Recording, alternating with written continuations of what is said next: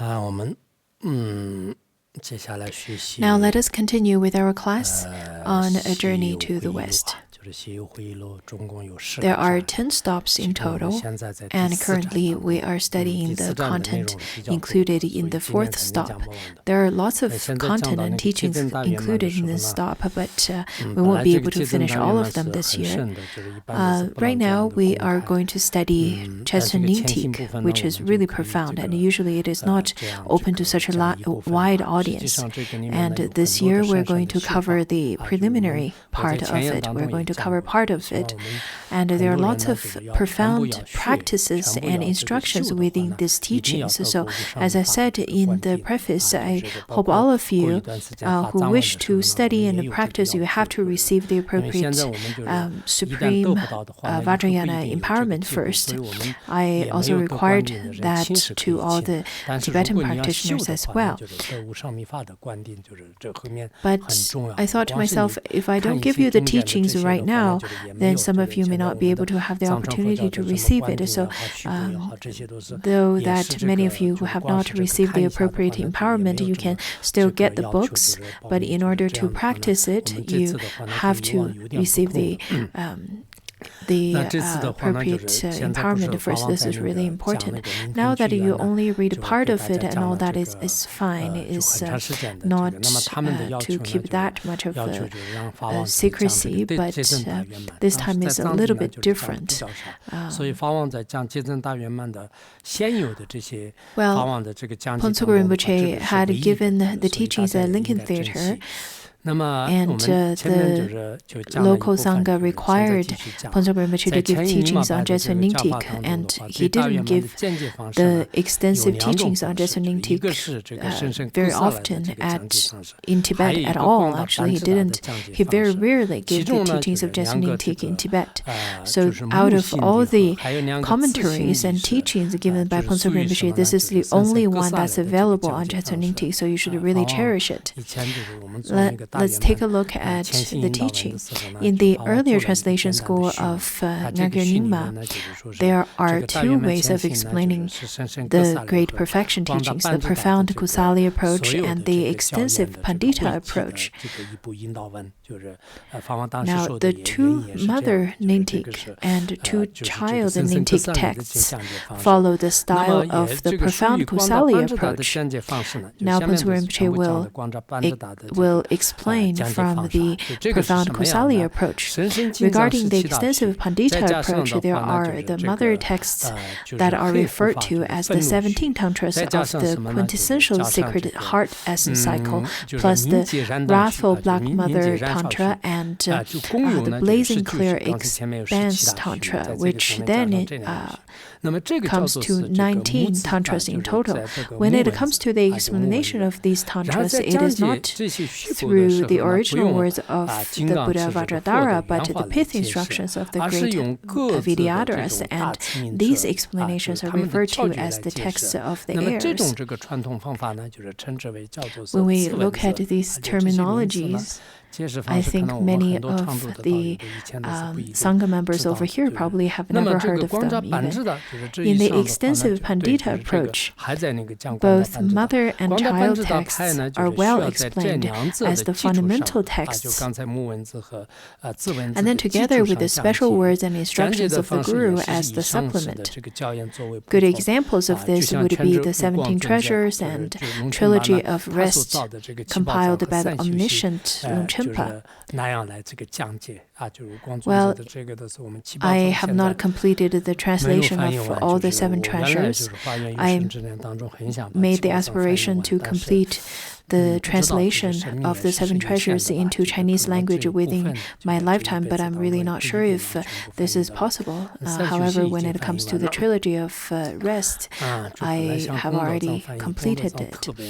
I also wish to translate Yuntenzo, the treasury of precious qualities, but it is really difficult. It's very difficult to understand. So when it comes to the translation of the 2nd chapter, I had to put a pause to it because the the teaching given by Jigme Limpa is rather very difficult. The metaphors and all that are very difficult. I think the text is available in English, though. The commentary I chose on Yun Tenzo is also very difficult as well. So I've spent a long time and tried very hard to translate it. However, I think I'm going to put a pause to it and take a break from it. After translating for so many years, this is my first time encountering such a difficult text. So let me take a break and then maybe we'll see. The hidden meaning of Padmasambhava are primarily elucidated through all the various Dharma teachings revealed by 100 great turtles and many other ones. Although Padmasambhava and 25 disciples, including the king and the ministers, the guru, was most satisfied by the 3 great disciples, the great Khandro Yishitsogyo and the great Dharma king, Chetsun and then Nanam Dorje Dudrum. In particular, Nanam Dorje Dudrum was Guru Rinpoche's most favorite and outstanding disciple, surpassing even the great Dharma king Chetsun. For this reason, the treasured teachings on the great perfection revealed by the subsequent reincarnation of Nanam Dorje Dudrum are more profound and complete than any other Dharma revelations. The auspicious origination created by disciples are really important when it comes to relating to the guru. So not only that the disciple will accomplish in their lifetime, but in even the future incarnations, they would still receive great blessings as well. So it is quite important to please the Lama. So the activities of benefiting sentient beings will be very different and unique. And then Phuntsok Rinpoche given an example. To name a few, there are the Great Perfection Tantra, Unimpeded Wisdom Intent of Samayabhadra, which I'm not sure if you've received the empowerment this year, but I think you received the Profound Ati Nyingthig this year. This one is reviewed by Rinzin Godam, and Wisdom Bindu reviewed by the great Turtle Lirab Limpa, which is already translated into Chinese language already. I have translated into a draft and proofread it a few times, but I don't have the final text yet. I don't have the final translation yet. In terms of my translation, I really feel that the translation, there are so many difficulties within different kinds of translations. But when it comes to this particular book, maybe because of the blessings and permission from the 3 jewels and Phuntsok Rinpoche, it's been translated and written within 3 months. I think when you look at this text just in Tibetan language and then translate it into Chinese language to complete the whole project within 2 to 3 months of time is rather very unthinkable. Because I wasn't, even you were to copy it down, it will be very difficult. Don't even mention to put it into words and then translate it from Tibetan language into Chinese. And I didn't have that many people to help me either. I write it word to word and translate it word to word. It's rather very difficult. But when I compare the translation of this project to the other projects, for example, the Wisdom Bindu, I've already translated and then proofread it a few times, but it's still rather very difficult. So Phuntsok Rinpoche over here said that, so what will I be teaching at this time? It is Chetsun Nyingthig, the text that summarizes the key points of Padmasambhava's faith instructions as its essence and follows the teaching system of great Pandita Vimalamitra as its approach. Well, in terms of Chetsun Nyingthig, in fact, those are the teachings given by great Pandita Vimalamitra, and then the teachings given by Longchenpa were mostly teachings given by Padmasambhava. Now, in terms of Lama Nyingthig, which are compiled teachings given by Vimalamitra, and in our tradition, the closest transmission and the teachings that we cherish are Chetsun Nyingthig. So, Dzogchen Nyingthig are the teachings, the most pithy instructions of Padmasambhava, and Chetsun Nyingthig are the teachings and the great blessings passed down by Vimalamitra. That is why Chetsun Nyingthig is so well known. Now, the origin of Chetsun Nyingthig is as follows. 282 years after Vimalamitra departed in his rainbow body to Mount Ruta, he appeared to Chetsun Nyingthig. Now, Chetsun Nyingthig, you can look him up in the history of Nyingma Buddhism. You will be able to find more of his stories over there. Now, personally accepted him as his disciple and transmitted all his empowerments and instructions to him. The great Chetsun did not attain ultimate realization until the age of 75. However, after his enlightenment, he did not encounter suitable disciples. Thus, he stayed in this world for a long time until the age of 125. Eventually, he demonstrated nirvana. His body dissolved into a mass of light, and then he transformed into a rainbow body. Through the supplication of Lodro and other Dakinis, he appeared in his rainbow rainbow light body and gave the Chetsun Nyingthig instruction to the Dakinis. This teaching was then taken by the Dakinis to their own realms and then temporarily disappeared from the human realm. Later, Dzogchen Khenpo Sodargye, the holder of 7 special qualities of transmission in the land of Tibet, reviewed this teaching through the recollection of his previous life as Chetsun Nyingthig. Well, whenever you have time, I think you should read into the history of the Nyingma school of Tibetan Buddhism, and then look at his date of, or his year of passing into parinirvana. In terms of Dzogchen Khenpo Sodargye, you can look at how he is revered and also considered as the lineage holder of the 6 or 7 or 8 or 5 different schools, because there are different ways of counting it. And Dzogchen Khenpo Sodargye, let it be Sakya Gelupa and Kagyupa, he's very well versed and proficient in all of the teachings within the different schools.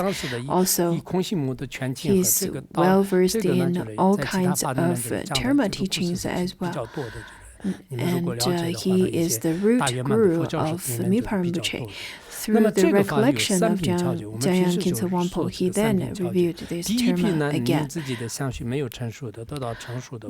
This teaching has 3 sections of pithy instructions. The first section includes the empowerment and then can bring those whose minds are not yet tamed to maturity, and then practice methods of the actual path, and then an explanation of subsidiary aspects of the path. The second section delineates the practice of the complete and authentic stages of path to full awakening, from taking refuge and generating bodhicitta to dedication of merit, and then the recitation of auspicious verses at the end. The third section explains in succession of the preliminary practice, the actual practice, and then the concluding practice. The preliminary practice is further divided into 3 subsections, and then the actual practice of Trekcho and the concluding practice of Togo are included in that part. This teaching is explained in 3 sections, each of which has 3 subdivisions. As such, this teaching cycle is known as the Great Chetsun's profound essence of Vimalamitra in 3 sections. The first year after I arrived in Larangar, before I completed my Nundro practices, I still needed to finish some mandala offerings. But then at that time, Phuntsok Rinpoche gave the Chetsun Nyingthig teachings to a very small group of practitioners who completed their nondro practices. At that time, when I heard that Phuntsok Rinpoche is about to give such a profound teaching, I personally went to Rinpoche and asked him whether I could attend his teachings, and I would definitely complete my nondro practices. But Phuntsok Rinpoche told me very kindly, saying that, well, everybody included in this group to receive the Chetsun Nyingthig have all completed their nondro practices.